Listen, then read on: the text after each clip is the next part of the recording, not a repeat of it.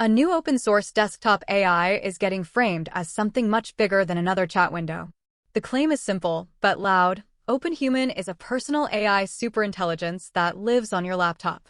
That means a native desktop app, local memory, deep app integrations, and one prompt that can take action across your tools instead of only replying in chat.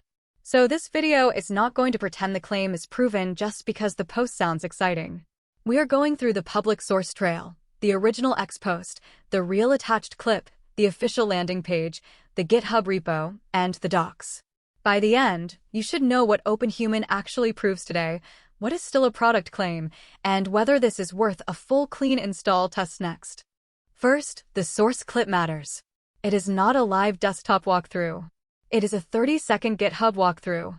The clip shows the OpenHuman repository, the README, the install commands, the comparison table, a star history chart, contributor avatars, the repo file tree, test files, and Rust source code.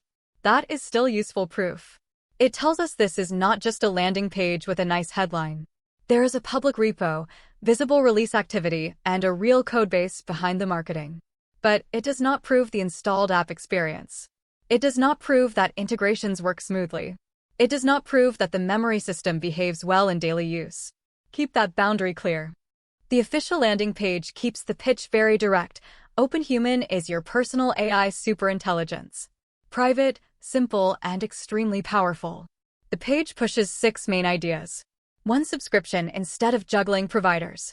Large personal memory. Getting started in minutes. Learning from your screen, text, and emails. Running a local AI model for some tasks. And a simple path for normal users, with advanced controls for people who want manual credentials. The strongest packaging angle here is not the word superintelligence. That is marketing. The real angle is a desktop AI that tries to combine memory, integrations, local workflows, and action taking inside one product. If it works, it is closer to a personal operating layer than a normal chatbot. The memory story is the most interesting part. The README describes OpenHuman as an open-source agentic assistant that integrates with daily life. The docs describe a memory tree, plus an Obsidian-compatible vault, stored locally as SQLite and Markdown files.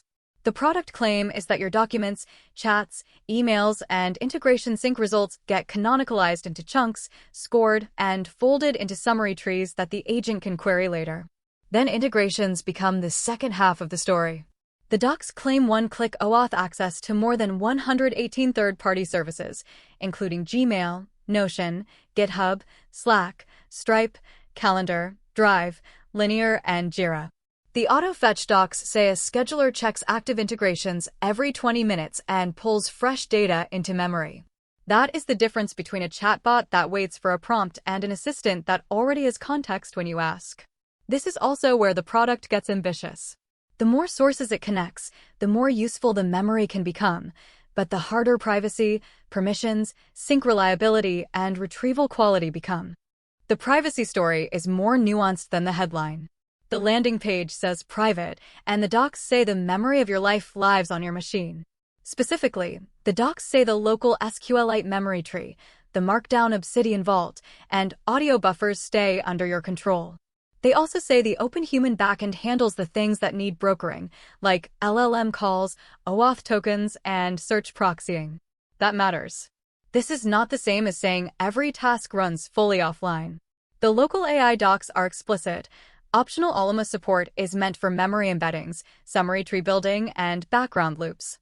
Chat, vision, and voice are described as cloud. So the honest version is this.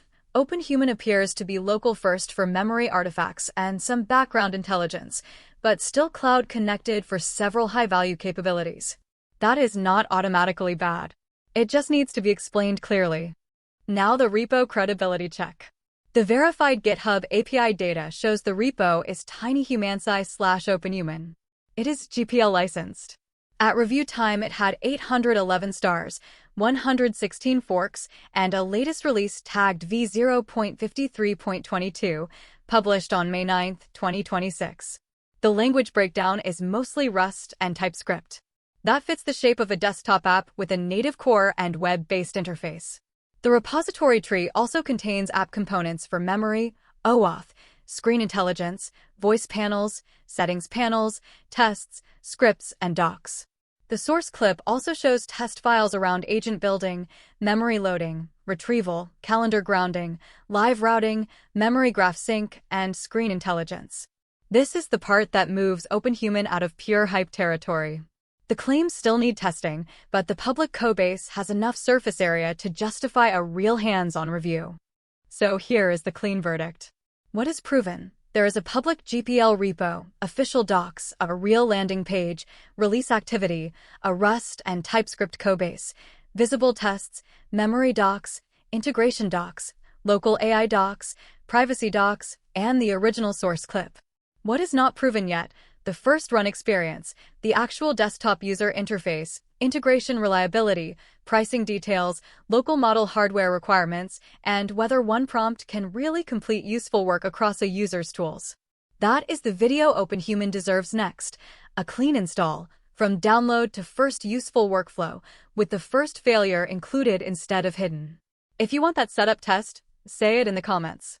The link to the source post, repo, landing page, and docs is in the description.